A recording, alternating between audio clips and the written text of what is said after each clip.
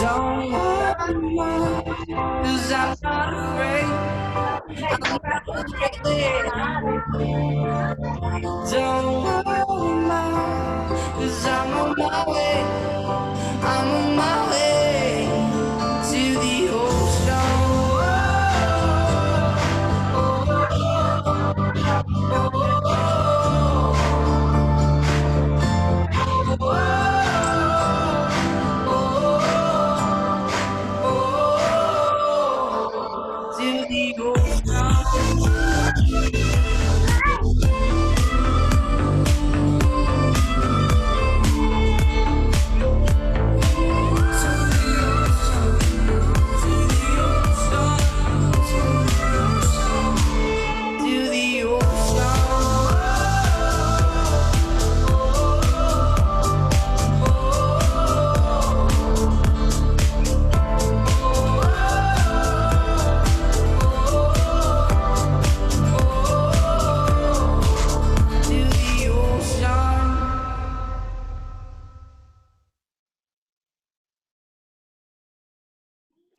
Senhoras e senhores, sextou.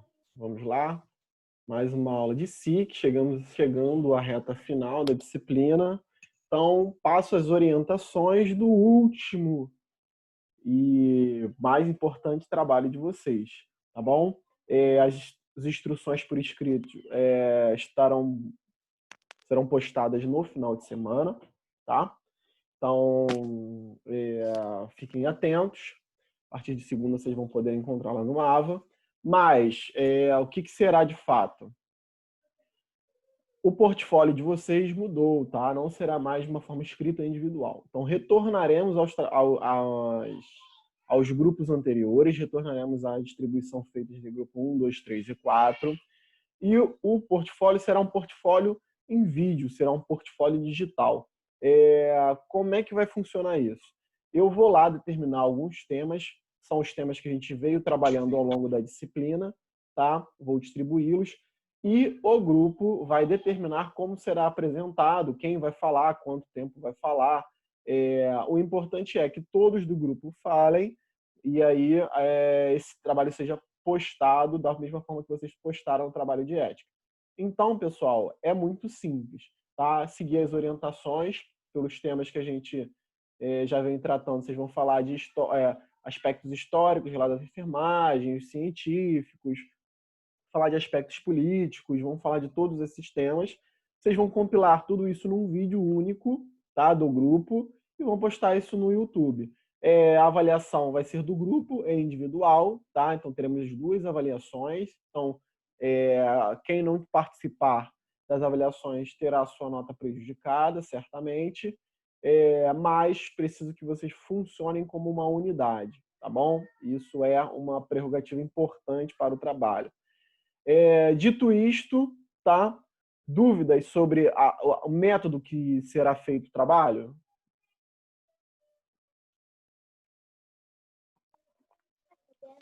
Não. Vai ser aquele mesmo método de fazer o vídeo, postar naquele canal. Isso, perfeito. Então vocês vão decidir se vão. Cada um vai gravar o pedacinho em casa e alguém vai juntar do grupo. Se vão botar efeito, se não vão botar efeito.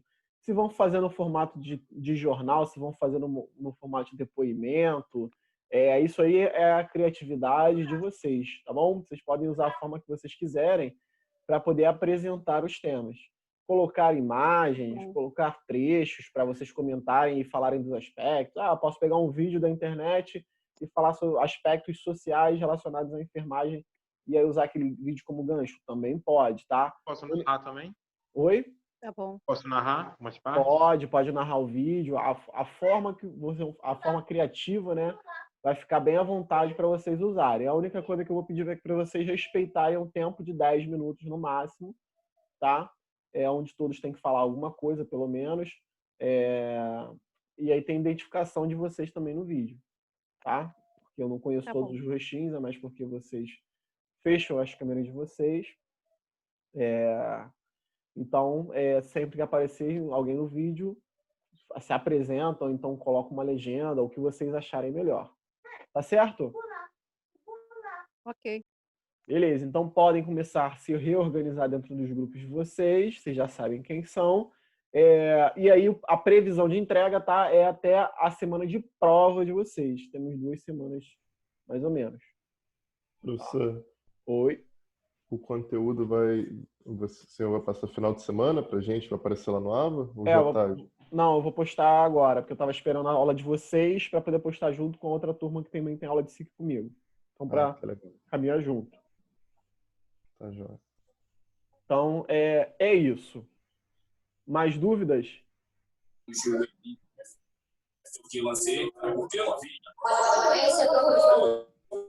Não? Ninguém mais dúvidas?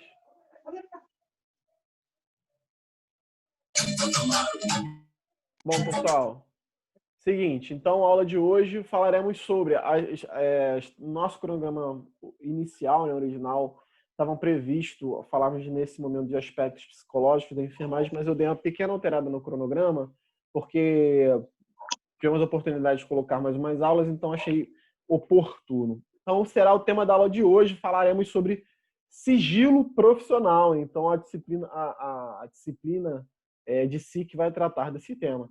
E a profissão que vocês escolheram tem uma grande responsabilidade quanto ao sigilo profissional. No entendimento de vocês, o que seria, tá? O que é sigilo profissional?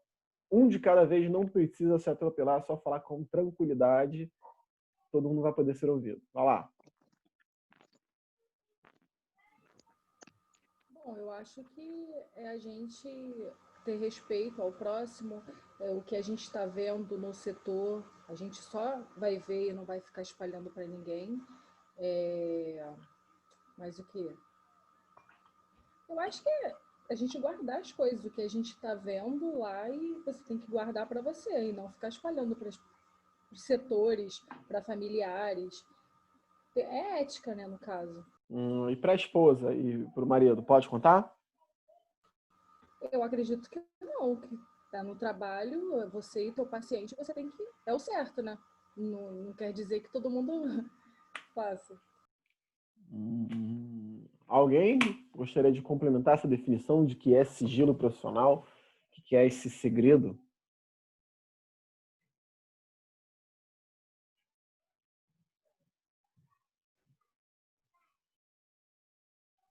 Oi, professor, boa noite. Oi, Deise, boa noite. Então, eu acho, em cima disso que a colega falou, é a questão do respeito, né? A intimidade das pessoas, né? É você não sair espalhando, né? Situações, histórias, sei lá, coisas, até mesmo em relação não só ao paciente, né? Mas eu acho que em relação até à própria equipe, né, de trabalho, né? Entendeu? É você saber colocar assuntos, saber colocar coisas necessárias. E se for necessário colocar alguma coisa, creio eu que com a permissão do autor, né? do dono da história, né? Mas eu acho que é mais isso, né? Você saber ter a ética de saber o que pode ser falado, o que não pode, né, o que pode ser levado, e se precisar ser levado, com autorização, né, com participar da pessoa, né. Acho que é questão de ética também. Exatamente, pessoal. Atenção aí com os microfones. Então, de fato, tá, inspirado nisso que vocês falaram, começaremos então a apresentação aqui do nosso guia, o link que eu preparei para vocês, mas vamos conversando bastante, tá? Então, aula de hoje, sigilo profissional, certamente passaremos pelo aspecto ético. Então, o que é o sigilo, né? É tudo aquilo que, pela natureza da descrição da história do fato, tá?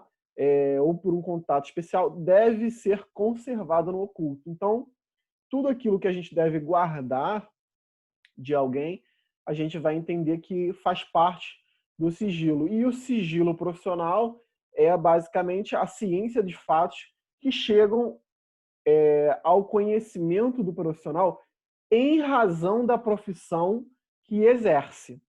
Ou seja, não é aquilo que ele te contou porque ele te achou legal, é aquilo que ele precisa te contar, tá? Por conta da sua atividade laboral. Então, estamos falando de situações delicadas, tá certo? Então, situações essas que, se reveladas, podem ocasionar danos àquele a quem o segredo pertence, tá certo? Então, sigilo profissional é tudo aquilo que chegará a vocês, tá? Por conta do exercício profissional de vocês. Então, isso tem que ser mantido em sigilo. Esse sigilo, né, ele tem que respeitar a privacidade e ele é fundamentado na relação de confiança entre os sujeitos, entre aquele que conta o segredo e o profissional. Então, isso é um canal que muitas vezes o profissional ele pede para que o paciente se abra e isso dê maior possibilidade de tratamento, de investigação, tudo isso é necessário. No âmbito da saúde, essa relação vai dar segurança para esse paciente, que vai revelar à equipe as situações que podem ser embaraçosas. Opa, tá? Então, vamos lá. Pensando, por exemplo, numa história que foi compartilhada por uma colega da turma anterior. Vou contar para vocês a narrativa, que é o seguinte. Uma paciente, tá, portadora do vírus HIV, que não estava fazendo uso do medicamento, chegou na unidade e falou que não gostaria, não queria, tá, pediu sigilo, para que ela estava grávida, ela veio ter o filho, e pediu para que não fosse comentado que ela era soro positivo, tá? A família chega na unidade por conta do recém-nato, né? E começa a questionar por que a mãe não está amamentando a criança. Ela, que pediu sigilo profissional, fala que caso ocorra aí a quebra de sigilo, que ela vai acionar judicialmente a equipe por conta disso. O que vocês pensam sobre isso? Se fosse com vocês. Professor, eu acho, não sei, pensando aqui, uma questão profissional, eu acho que eu aconselharia essa mãe a procurar ajuda, uma ajuda, não sei, de um psicólogo, entendeu? Porque mostraria para ela a necessidade, tentaria, numa conversa, mostrar a ela a necessidade dela, dela resolver isso, entendeu? Até por conta do bebê, por conta da saúde dela, entendeu? Tentar mostrar a ela a gravidade, as consequências, né? De uma forma que ela não ficasse assim, tipo assim, assustada, né? Amedrontada ou com medo. Tem aberto aí.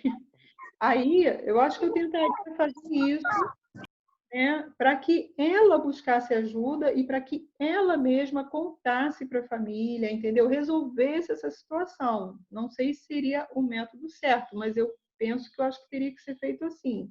Até por uma questão de não revelar o segredo dela, né? Não fugir à ética da profissão, né? Enfim, eu acho que eu penso assim, não sei se está certo. E ela não queria, tá? Ela não queria que fosse comentado nada. Me tira uma dúvida.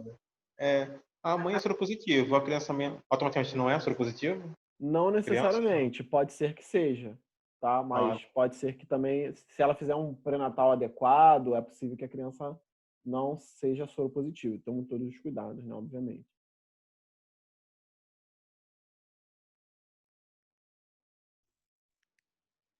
Essa é uma das razões de não estar amamentando.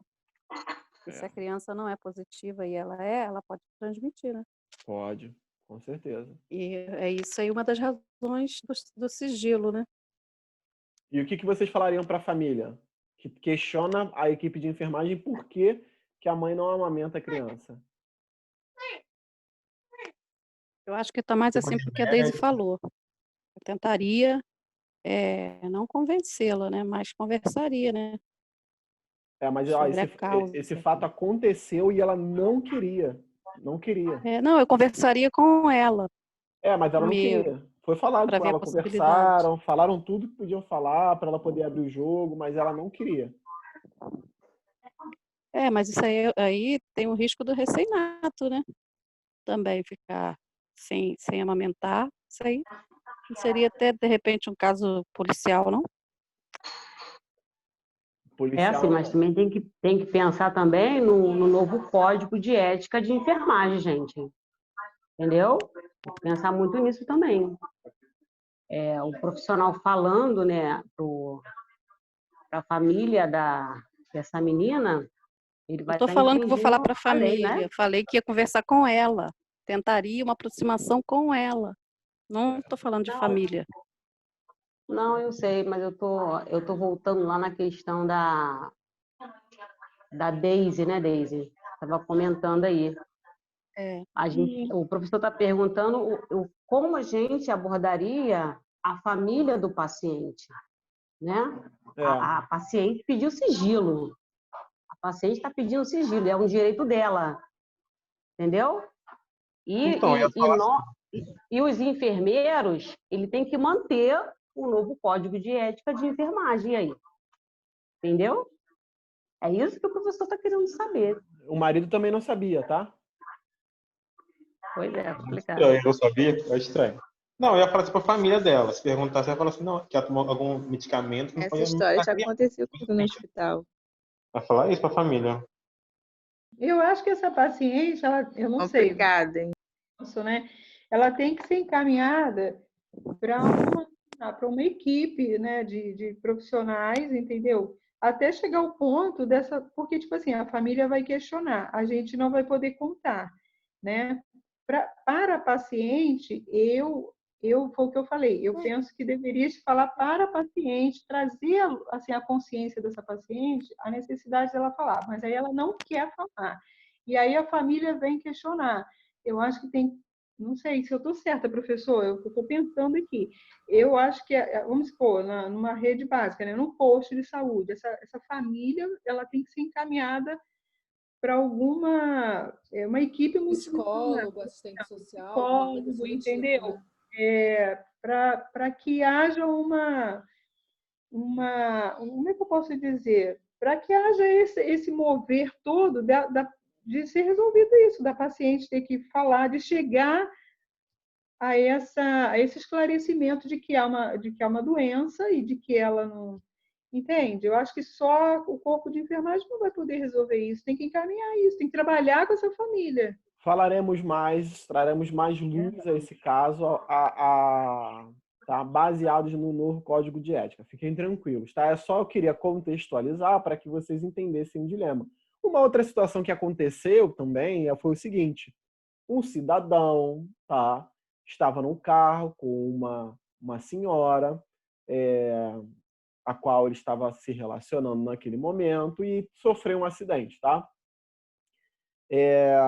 Ele sofre um acidente, os dois vão para o hospital. No hospital, tá? Chega a esposa do cidadão, tá? E aí se diz que é a esposa, chega uma terceira mulher, né? No caso, uma terceira pessoa, uma segunda mulher na história, e diz que é a esposa do cidadão. E aí? Ela pergunta, mas como é que isso aconteceu? Onde é que ele estava sozinho, e aí? Sabia que essa história já aconteceu comigo? Eu pedi o documento dela, identidade, alguma coisa assim, não? Para comprovar. Eu fui num acidente, uma colisão, e tinha um senhor e uma senhora, né? Ambos os dois com fraturas e foram levados para o hospital. Daqui a pouco chega uma senhora lá dizendo que era a esposa dele. E ele no local falou que a esposa era outra. Eu me retirei, saí de fininho e passei para assistente social. pedi para ela conversar com a assistente social. Foi a minha única saída. Ali, para mim, até o momento, era a esposa, era a outra que estava com ele no carro. Tirou o corpo fora. Tirei porque aí eu já ia infringir a ética, né? O que eu ia falar? Eles Não, que é lutem, tipo, né, Rosa? por situação favor. complicada. Fui saindo de fininho, fui saindo da cena, fiz minha parte, entreguei as vítimas no hospital, já estavam lá. Eu ia fazer a mesma coisa, vocês que lutem. Eu tô rindo aqui de nervoso. Mas foi sério, isso foi sério. Vou falar o local para vocês, Itaipuaçu. Meu Deus! Outra mulher. Isso é mais comum do tá, que vocês. professor? Isso é não, mas isso é mais comum do que a gente imagina. Acontece sempre. E a gente se coloca e a gente pode se colocar numa situação de comprometimento ético. Então, assim, é cômico muitas vezes, mas tem que saber muito bem como manejar a situação. Não é incomum, tá? Eu já peguei situações de o paciente estar internado, tá? Ele pede a visita de uma determinada pessoa, mas a esposa, a família coloca ali na entrada, na recepção, o nome da pessoa que não pode subir. A pessoa que ele quer a visitação e a família não quer é a amante, tá? Então, tem que ter muito cuidado no que vai se falar, no que vai se verbalizar, para que não se caia em uma infração ética. Então, essas situações acontecem bastante, não são tão... Tem que ter jogo de cintura, né? Para lidar com a situação. Tá? Lembrar que vocês, enfermeiros, que estarão, por exemplo, na unidade de saúde, unidade básica de saúde, na atenção primária, farão coleta de preventivo, tá? E se por acaso chegar alguma menininha de 18 anos, de 17 anos, se vocês forem fazer essa coleta e a mãe quiser saber se a cidadã é virgem, se não é, isso é um outro conflito ético também que tem que saber manejar, tá? Então, pensar aí todas essas situações que vocês vivem em razão da profissão por conta desse sigilo profissional. E aí, seguindo o nosso conteúdo aqui, para quem a gente pode contar, né? Para que a gente pode passar essa situação? A gente sabe que nós da área de saúde, muitas vezes, os enfermeiros, somos vistos como mediadores de uma determinada situação. Às vezes pode acontecer de um paciente pedir a sua ajuda para que você conte determinada condição para um familiar, para uma mãe, para um pai, para um acompanhante, tá? Às vezes menores de idade vão chegar grávidas, vão entrar na consulta, vão fazer um teste, um TIG positivo, e aí depois vão pedir auxílio para contar aos pais. Então, isso tudo precisa ser tratado, tá? Por exemplo, quando um dos parceiros tem uma doença, tem um VDRL positivo e precisa de tratamento e precisa contar para o parceiro para que o parceiro seja tratado, né? Quando eu fiquei na clínica da família, a gente fez o diagnóstico de uma menina que estava com VDRL positivo e ela, na consulta, contou que se relacionou com mais 2 ou 3 rapazes daquela área ali, da área programática da unidade. Então, a gente fez uma busca ativa e aí a gente vai nesses rapazes e a gente, como falar isso, né, sem expor a pessoa, para que aquela pessoa venha fazer um exame e ela trate a sífilis, por exemplo. São situações, tá? Enfim, situações como essas do hospital, que a pessoa tem HIV, o companheiro não sabe, e aí como lidar com isso? Então, são questões aí de sigilo profissional muito delicadas, tá? Então, o HIV é um ponto muito importante, tá? Porque exige o sigilo. Se vocês, por exemplo, forem fazer um exame, um teste do HIV em laboratório, esse teste, inclusive, eles não entregam para ninguém, só para a própria pessoa. Então, aquela coisa de que a gente vai pedir para alguém pegar o exame, a mãe, o pai, o marido, esse tipo de exame não se entrega, tá?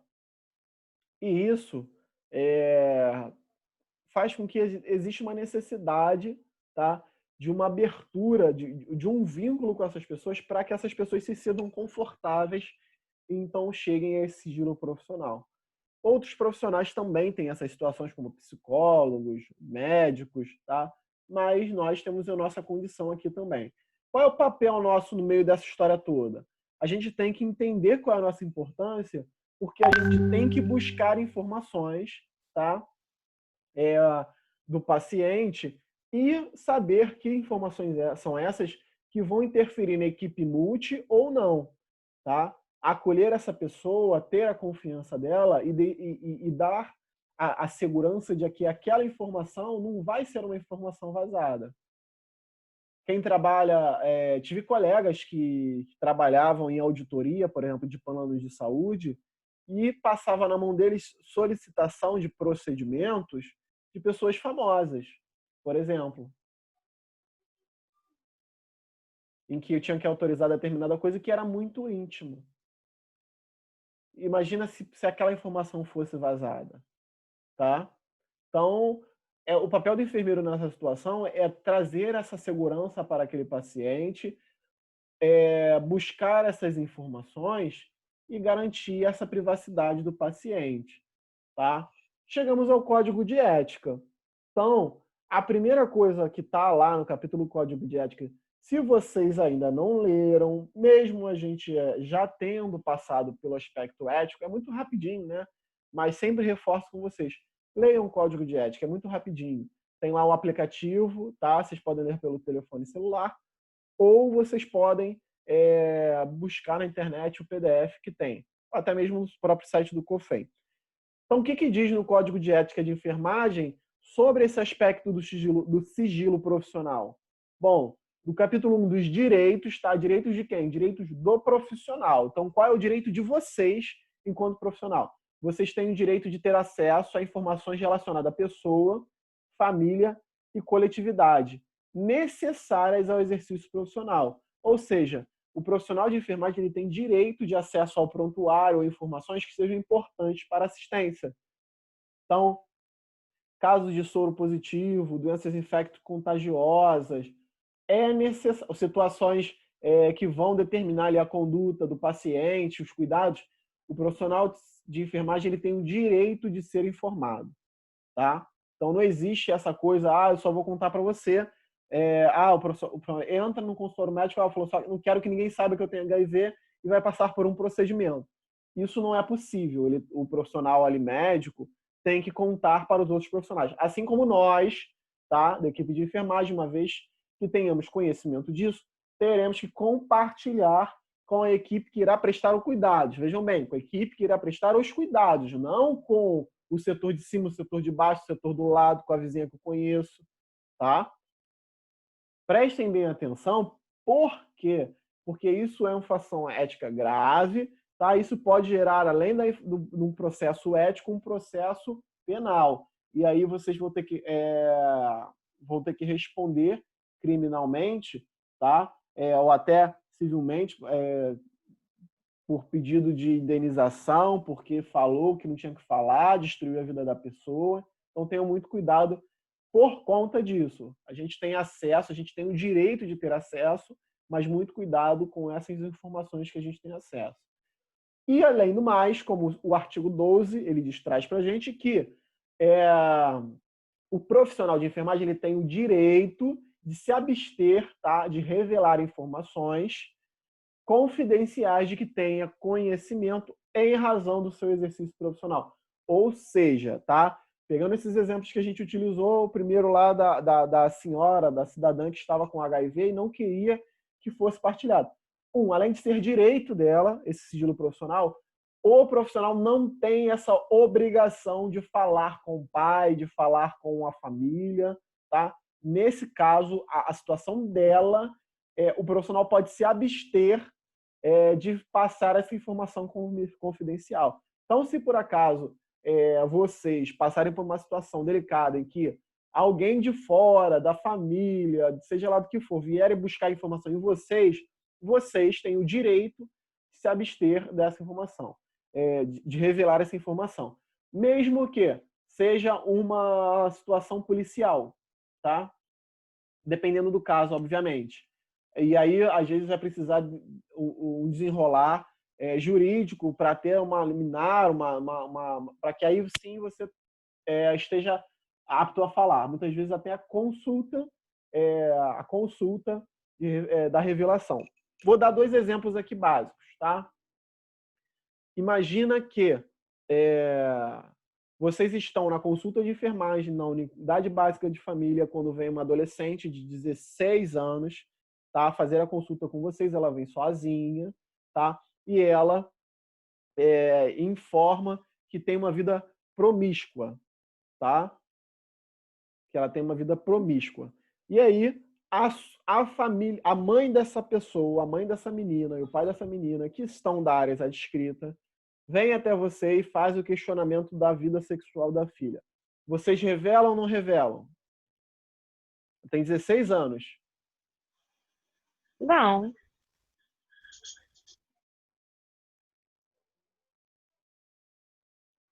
Professor, acho que não posso revelar isso. Mas ela é menor, né? Ainda tem isso, né? Ela sendo menor, acho que pode. Ela é menor de idade, aí já entra o serviço Ela tem social quantos também, anos? eu acho. 16. Eu também acho que o serviço social que tem que participar disso. Porque aí aciona o conselho tutelar. Tá, mas olha só, presta atenção, vamos ser mais objetivo. Ótimo, a gente tem que trazer outros profissionais para dentro dessa conversa. Mas agora, os pais dela estão de frente para você no consultório perguntando. O que você vai responder para esses pais? Então, professor, essa menina, não sei, eu não li o código de enfermagem todo ainda, o código de ética, eu dei uma olhada já, até separei umas coisas legais que falam sobre, não sei quantos capítulos falam de direitos, deveres, eu até anotei no caderno. Mas, como essa menina não responde por si, ela é menor de idade, eu vou falar o que eu entendo.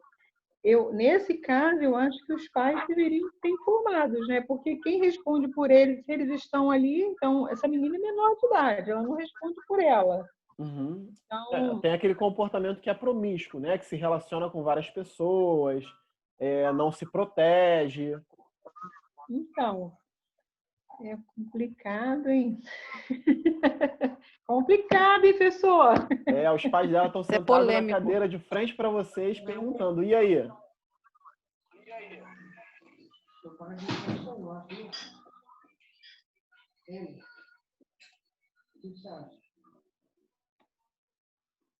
Ninguém se arrisca? Talvez a gente tenha que falar, olha, a paciente precisa fazer esse tipo de exame, isso aqui, ela está...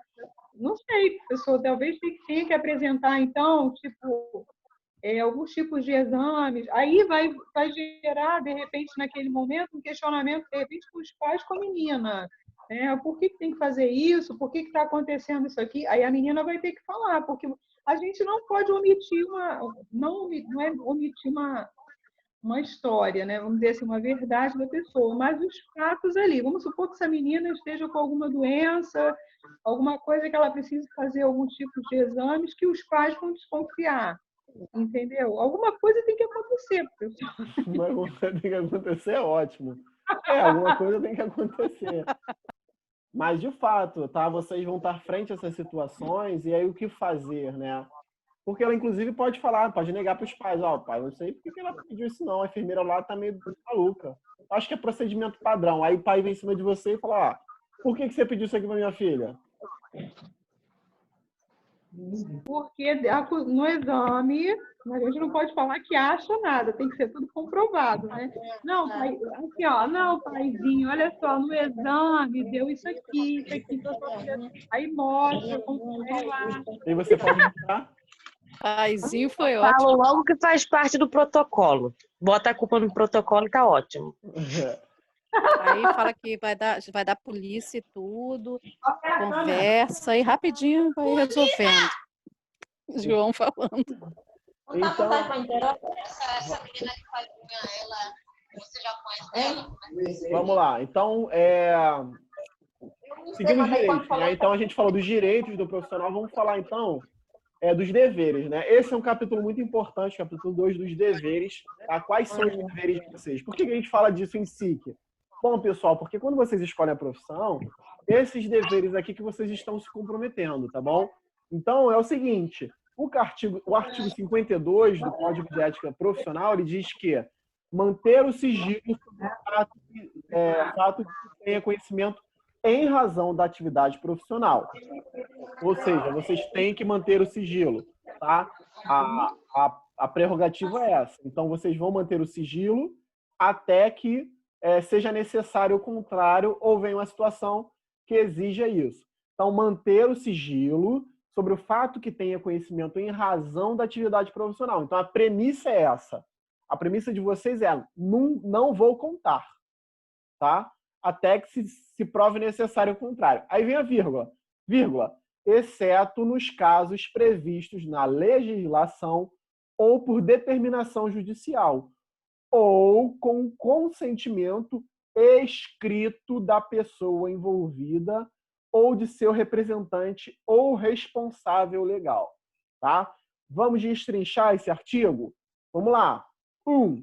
Permanece o dever mesmo quando o fato seja de conhecimento público, em caso de em caso de falecimento da pessoa envolvida. Então, pessoal, pode estar todo mundo sabendo, pode ser uma pessoa pública, veio no jornal antes de você, mas se alguém vier entrevistar vocês, perguntar a vocês, vocês vão se manter quietos, tá? Ah, é verdade que o vereador está aí para operar a hemorroida? Vocês vão falar nada. Isso faz parte do sigilo profissional de vocês. Mesmo que já tenha noticiado lá no Lei Seca, vereador tal, internado no Conde Modesto Leal, para cirurgia de hemorroida. E aí, quando vier entrevistar vocês para confirmar, você fala, já pode falar porque todo mundo já sabe. Não, não pode. Ok? Professor, aí fora isso da cadeia? Olha, cadeia não vai dar, tá? Cadeia não, porque é um crime de baixo potencial ofensivo. Mas pode dar danos morais, tá? Você pode perder muito dinheiro com isso. E, inclusive, punição ética, como suspensão, cassação da carteira profissional. Você pode perder o direito de exercer a profissão. Ah, entendi.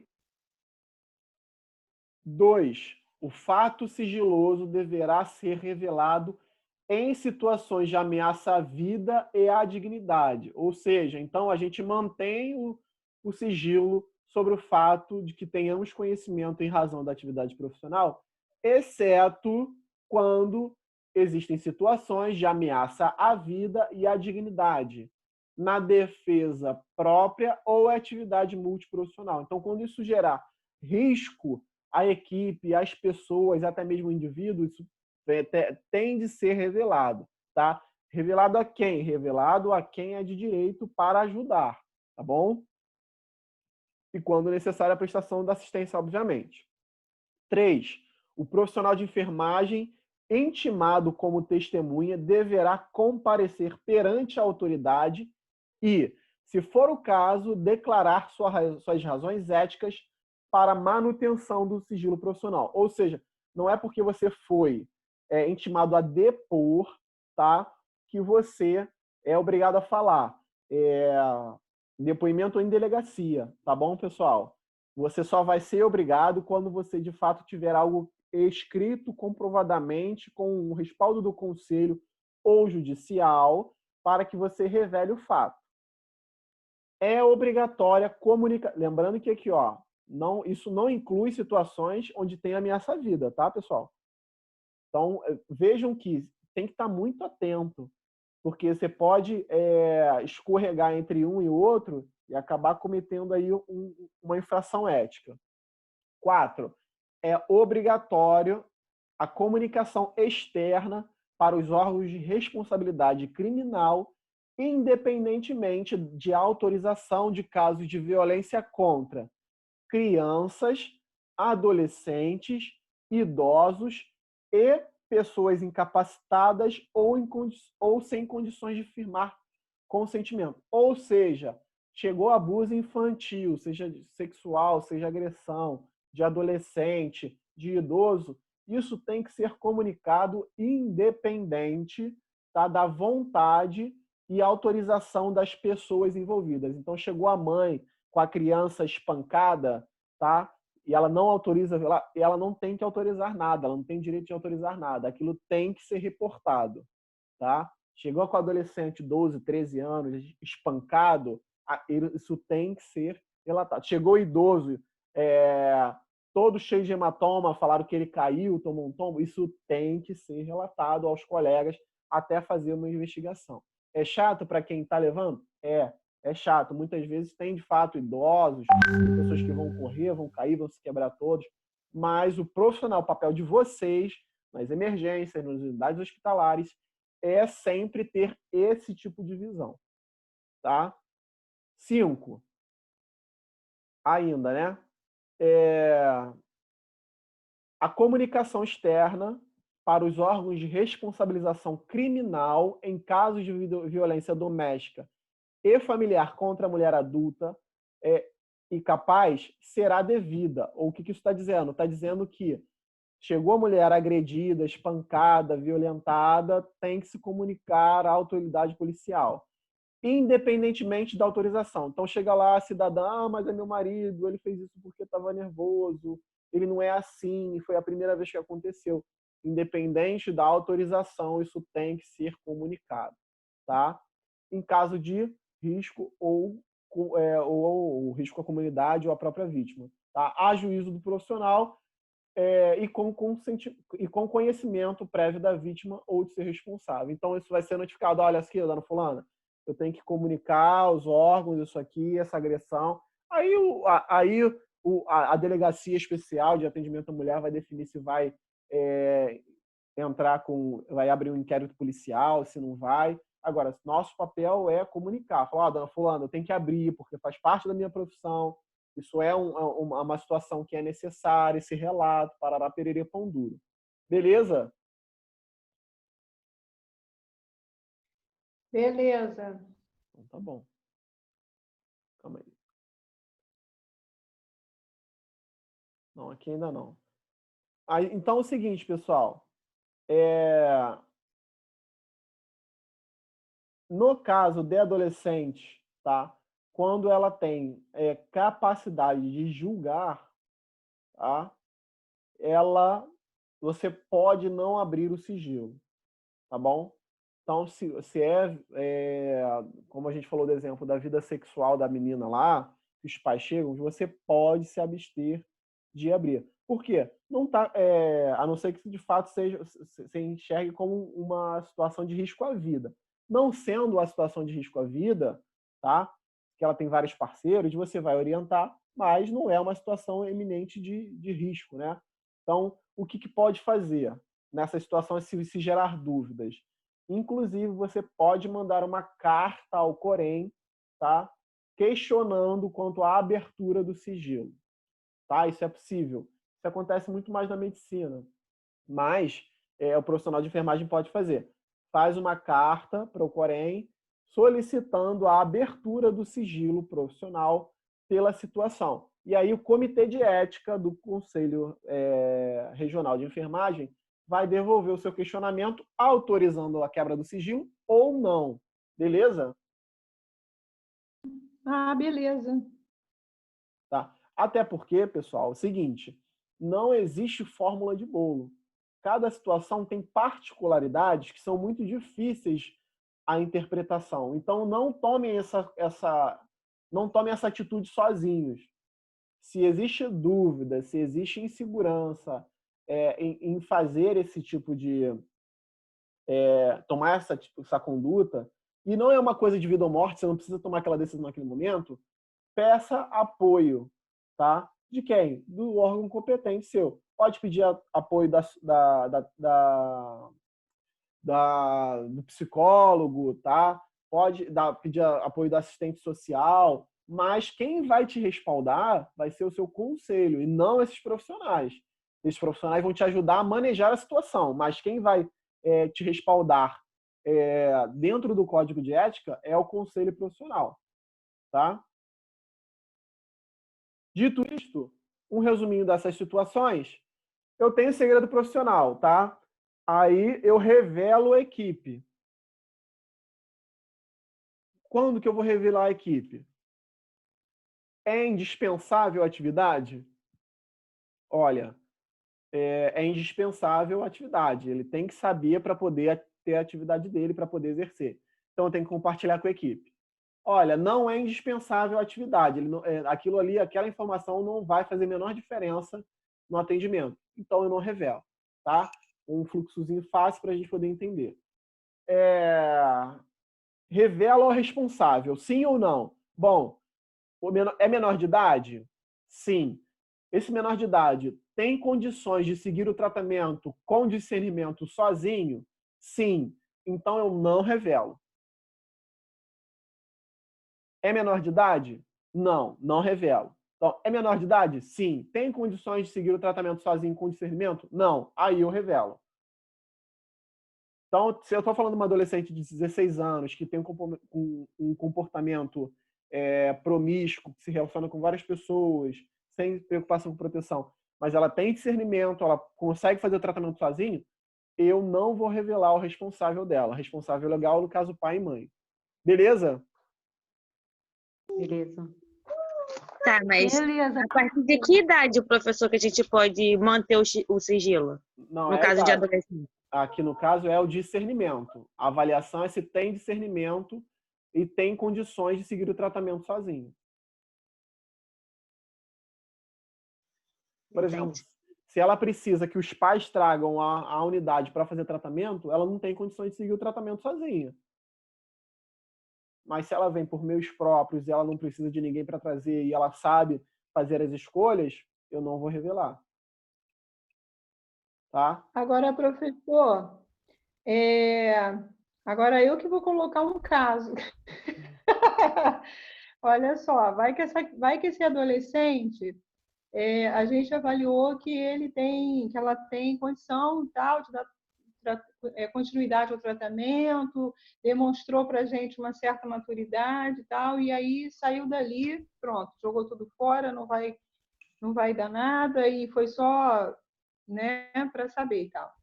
E aí o caso dessa menina piora, e aí ela volta ao posto com os pais, e os pais questionando por que não foi solicitado os responsáveis. Isso pode acontecer? Pode. E o que acontece com a gente? Bom, se você fez uma boa avaliação do código de ética e fez as escolhas corretas, você está amparado pelo código de ética. Se você não fez uma boa escolha, se você avaliou mal o discernimento daquela adolescente e ela não tinha condições de seguir o tratamento, aí é um problema. Entendi. Porque às vezes pode acontecer, né, do profissional, de repente, sei lá, avaliar, tipo, a adolescente demonstrou realmente que... Mas aí sai dali, faz tudo ao contrário, vai que dá um galho qualquer, e aí chegam os pais, tipo assim, vocês não viram que era uma adolescente, entendeu? Que teria que chamar os responsáveis. Aí a gente, no caso, tem que alegar que nós fizemos protocolo, a avaliação, né, de acordo. Você vai falar que você fez sua avaliação, que por uma questão ética ela pediu para que não fosse aberto aos pais, que ela tinha discernimento e condições de seguir com o tratamento sozinha. Você vai explicar isso tudo. Entendi. Mas aí os pais não processam o enfermeiro ou o professor? Pode processar. Mas aí você Pode, né? Pode, mas aí você tem um amparo do teu código de ética. Uhum. Se você... Então, é em cima disso que eu estava pensando, assim, porque os pais podem voltar no posto, entendeu? Alegando, tipo, uma adolescente, vocês teriam que acionar, sei lá, os responsáveis, né? Viu que o caso da minha filha, né? Um caso tinha que ter chamado, tá vendo que é adolescente e tal. E aí, como que eu falo assim? Não, é que nós seguimos o protocolo que nós avaliamos e chegamos à conclusão de que ela tinha, sei lá, que ela ia dar continuidade, entendeu? Esse tipo de coisa. Sei lá, né? A gente tem que pensar em tudo, né? Capacidade de seguir com a medicação, mas não seguiu, né? Aí também faz parte da avaliação. Como eu disse para vocês, não tem fórmula de bolo. Cada caso é um caso, podem ter diversas variáveis. Óbvio, a gente sempre vai orientar que aquela pessoa converse, tenha apoio de mais alguém, tente abrir para uma pessoa próxima, para que ajude no tratamento, para que isso seja tenha uma fácil adesão, né? E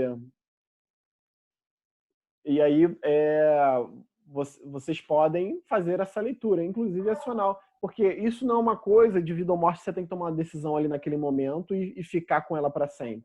Você pode pedir o apoio do Código de Ética e depois ela falar, essa situação aqui, eu acho que eu tenho que revelar por isso, isso, isso, isso. Você pede autorização para quebra de sigilo e revela. E se vier, né, a autorização. Ou pode vir não autorizar. Inclusive, o Código de Ética pode chegar e falar, não está autorizada a quebra de sigilo. Sei lá, professor, eu acho que nesse caso, eu não sei, mas eu acho que nesse caso, o certo, para mim, seria assim, menor de idade, porque o menor de idade ele não responde por si, é sempre os pais, os responsáveis, a avós, quem tem a tutela do adolescente, né? Então, eu acho que nesse caso, o ideal para mim seria sempre o responsável ser notificado, entendeu? Porque ele é menor de idade. Eu sei que tem muito menor de idade que faz coisas de maior idade, né? Porém, mas é menor de idade, né? Ele não responde por si, né? Então, assim, eu acho que o certo, o ideal seria sempre a solicitação dos responsáveis. Vamos supor, a menina que está grávida e não quer que os pais saibam e vai no posto. É complicado isso, porque ela, apesar de estar grávida, mas não responde por si, né? É menor de idade, tem os seus responsáveis. Então, eu penso que o ideal seria, olha, a rede básica, o posto solicita os seus responsáveis, tem que comparecer com os responsáveis. Aí aparece o rapazinho que é o marido, que é o namorado, que também é menor de idade. Não, tem que ser os responsáveis, porque qualquer galho que dê, tem que ter alguém respondendo por isso, né? Então, assim, a minha experiência foi de estratégia de saúde da família da Vila Cruzeiro, no Rio de Janeiro. E ali você tem meninas com 16, 17 anos que têm família, que tem 2, 3 filhos. Só se atentem ao seguinte, a maioridade penal, ela não necessariamente é um balizador para a gente, tá? Nem a para esses casos. E também a do Estatuto da Criança e do Adolescente, a maioridade que é maior ainda, para esses casos o que pesa é o discernimento. Até porque na própria legislação penal tem a diferença do menor de idade, menor que 12 anos, 17 anos, tem a diferença da idade. A questão, por exemplo, da pedofilia, isso fica muito claro.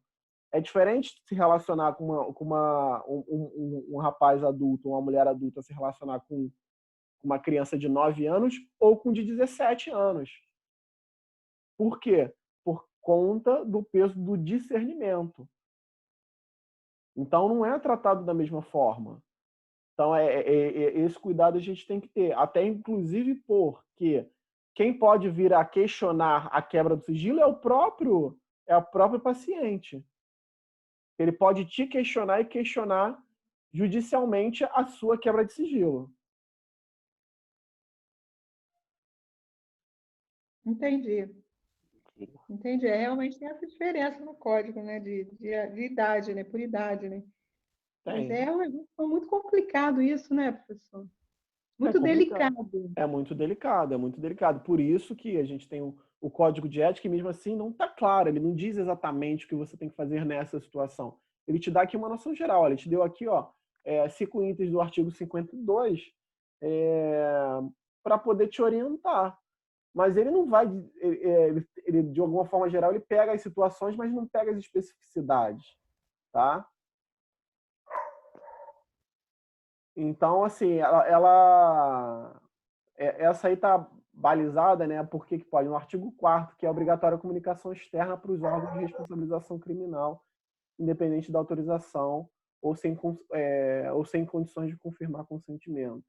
Bom, se não for uma situação que é criminal, qual seria o motivo de revelar?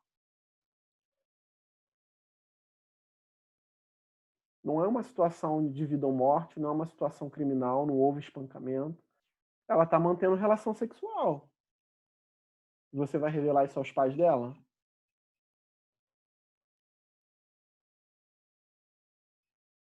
Não é simples, mas pensem no que pode ser feito ali.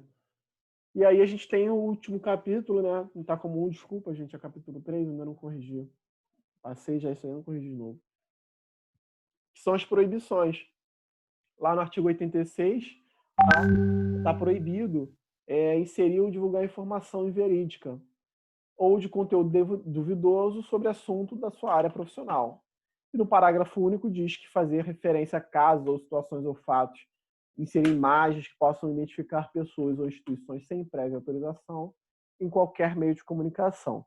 Ou seja, as selfies, as fotos que tiram dentro do hospital de pessoas famosas, pessoas conhecidas e vão parar na mídia, isso é um problemão. Então, cuidado com telefone, com foto, com selfie dentro de hospital. Mesmo que a pessoa queira, cuidado, tá? Pode ser que a família não queira. E aí, um caso clássico aí ficou muito conhecido, que deu um prejuízo enorme para o hospital, tá? Um caso americano da cantora Britney Spears, onde ela estava entrando na ala psiquiátrica, tá, do hospital, e aí tem uma foto dela, um clique. Pum. Esse clique vai parar na internet, tá? E aí, da internet, a mídia cai em cima, falando que ela é louca, aquela história toda que vocês já devem conhecer para quem conhece a figura pública da Britney Spears, que é uma pessoa super controversa até hoje. E aí, pessoal, moral da história, tá?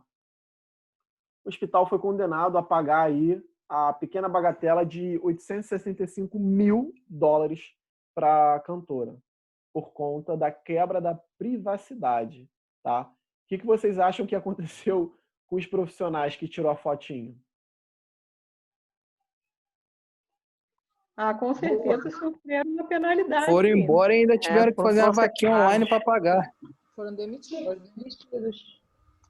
Então, pessoal, cuidado com qualquer imagem, tá? Que às vezes a gente não posta no Facebook, mas compartilha com alguém, bota no grupo de WhatsApp, e aí essa imagem vai parar em algum lugar, e aí depois o problema é nosso.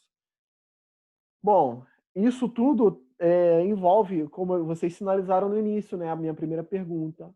Envolve o respeito à pessoa, ao direito individual e comunitário. Quando a gente revela indevidamente, né? Além de quebrar a confiança da pessoa, isso pode ter um prejuízo muito grande para o nome, para a honra, para a família, para a profissão dela. Então, ter muito cuidado com aquilo que a gente torna público.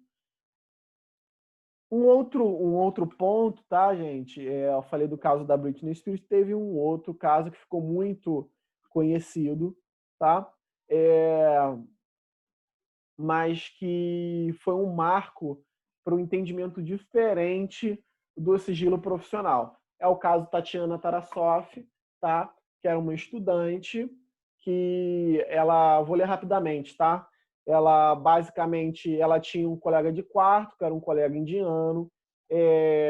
Por conta ali da convivência, esse colega ele entendeu que a Tatiana tinha se afeiçoado por ele, tinha intenções ali com ele, e quando ele fez uma investida nela, ela recusou, falou que estava havendo uma confusão, que era só uma questão cultural, e aí isso gerou uma frustração muito grande nele.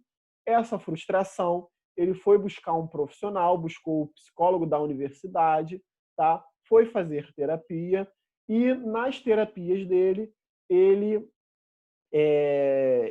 relatava que havia nele uma vontade de matar a Tatiana.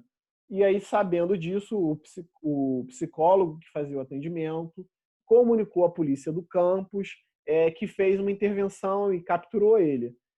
Quando a polícia pegou ele, viu que ele era uma pessoa lúcida, que era uma pessoa que respondia por si, né? E aí essa situação fez com que esse rapaz se afastasse das terapias, tá? E não voltou mais. Então, o terapeuta insistiu para que houvesse uma intervenção, pelo menos no primeiro momento, quando ele, em uma das sessões, ele indicou esse desejo de matar, tá? Falou que ele tinha que ficar pelo menos recluso por 72 horas. As autoridades que julgaram isso não enxergaram necessidade. Esse rapaz, ele manejou ali, né, articulou para que pudesse ficar perto da Tatiana e a matou, tá? Ele conseguiu matar. E aí um dos questionamentos, tá? Ele foi condenado, esse rapaz, por homicídio. E aí ele ficou famoso nos Estados Unidos por conta da divisão dos juízes, né? E qual era o grande questionamento? Foi que por que aquele terapeuta não revelou aquela situação para a família? Será que o sigilo profissional ele é maior do que o risco à vida de outra pessoa? Então, a partir desse caso, houve um entendimento tanto ali no local, né, quanto país América e para outros lugares, que a defesa da vida ela é prioritária e se sobrepõe à confidencialidade, tá? Então, foi uma situação que ficou muito marcada, virou um paradigma, né, para o entendimento de que, caso exista um terceiro em risco, se justifica a quebra de sigilo e está eticamente justificada. Então, quando a gente avalia segredo profissional, a gente está vendo aspectos jurídicos, deontológicos, as leis, tá, locais. Normalmente, a gente é levado a dar uma importância à infração legal, tá, do que o aspecto ético. Então, a gente fala, é crime? Não é crime. Dá cadeia? Não dá cadeia. A gente tem esse ímpeto de pensar que dar cadeia ou não dar cadeia, ser crime penal ou não ser um crime penal, é mais importante. Entretanto, tá, lembre-se que, ao escolher a enfermagem, vocês estão adotando os postulados deontológicos, que são as normas, né, um conjunto de normas, de deveres que vocês devem seguir enquanto profissionais. Então, quando você viola, mesmo que você não esteja violando uma lei penal, e você esteja violando um problema ético, uma lei ética, isso é encarado como uma falta grave, tá? Era isso, pessoal, que eu queria trazer para vocês. Espero que tenha dado uma clareada na cabeça de vocês sobre isso. Fique mais claro ainda da responsabilidade do compromisso que vocês assumiram ao escolher a enfermagem, tá? E que vocês possam ter tranquilidade caso passem por situações assim. Alguém gostaria de perguntar alguma coisa? Professor. Um de cada vez. Vai lá. Matheus, pode perguntar primeiro. Professor, aquela questão que eu perguntei se dá cadeia, eu só perguntei porque aqui no trabalho dá cadeia, entendeu? Com certeza, muitas coisas dão cadeia. E as que não dão, você pode, por exemplo, perder os seus 5 anos de faculdade jogados ralo abaixo por conta de uma decisão mal tomada eticamente. Mas essa sua pergunta é uma preocupação de muitos profissionais que estão atuando, tá? E às vezes serve como julgamento. E não deve ser só isso que deve servir para o nosso julgamento. Pode falar, Fabiane. Professor, nesse caso que você colocou da esposa que é soro positivo e o marido não sabe, não está colocando também em risco a vida dele?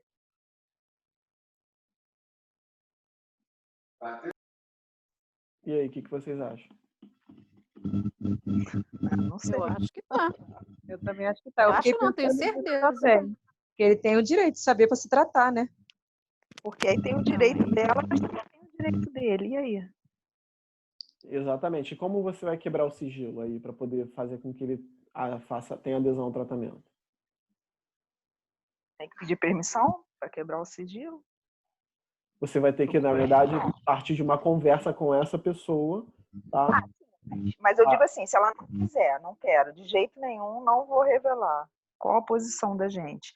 Que a vida dele também estaria em risco, né? Mas aí você, exatamente, por esse argumento e pelo fato de que a vida de uma pessoa ela se sobrepõe ao direito de sigilo da outra, você vai iniciar o tratamento com ele. Porque se ele não sabe, ele pode passar até para outras pessoas, né? Exatamente. Risco É grande. diferente. Vejam bem, é diferente de uma pessoa que chega num consultório para vocês e diz, olha, eu sou soro positivo e eu, de vez em quando, saio na balada, me relaciono com outras pessoas. E aí você vai contar para quem? Você vai sair atrás dele contando para todo mundo que ele é soro positivo?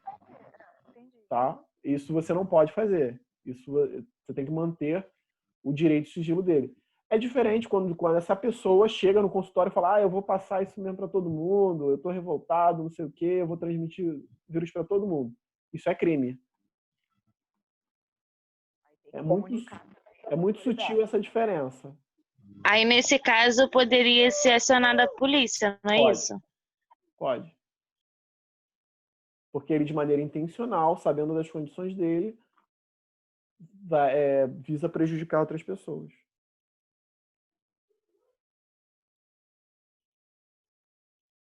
Beleza? Professor, pergunte. Posso dar o último exemplo, até bem recente, daquele caso da menina que engravidou com 12 anos. Aí aquela deputada Sarah Winter, inclusive eu odeio ela pegou e publicou tudo na internet, o nome dela, publicou o hospital e inclusive o nome do médico que seria responsável pelo processo de aborto, né? Aí isso não seria, de qualquer forma, ela teria que ser penalizada? Como é que... Porque foi um caso meio que foi para extra-hospitalar, mas com certeza ela conseguiu essa informação de alguém do hospital. Mas, se eu não me engano, ela não foi punida nesse sentido. Tentaram abrir algum tipo de processo contra ela, mas nada foi feito. Exatamente. Por quê? Porque ela não, se ela fosse uma profissional de saúde, ela estaria sujeita aí ao código de ética. Mas como ela não é uma profissional de saúde, não é crime se revelasse isso aí. Caramba. Aí com certeza abriram uma sindicância, alguma coisa para poder tentar caçar qual profissional de saúde, né? Que acho que fez. Se abriram, aí sim, esse profissional de saúde tá bem enrolado. Tá bem enrolado. Mas é uma situação triste, né? Que você vê que a pessoa expõe a outra pessoa e...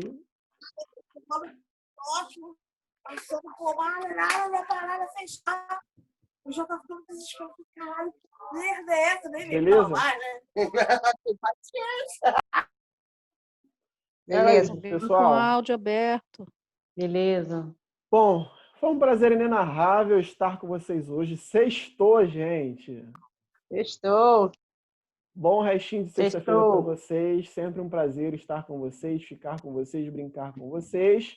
E até a próxima. Como prometi, tá? Vou, final de semana, publicar aí as orientações para o trabalho. Não esqueçam, vocês têm trabalho agora de saúde mental, tem trabalho de hoje também. Para a próxima semana já podem começar a investir pesado nisso. Valeu, professor. Boa noite. Falou. Valeu. Boa noite, professor. Boa noite.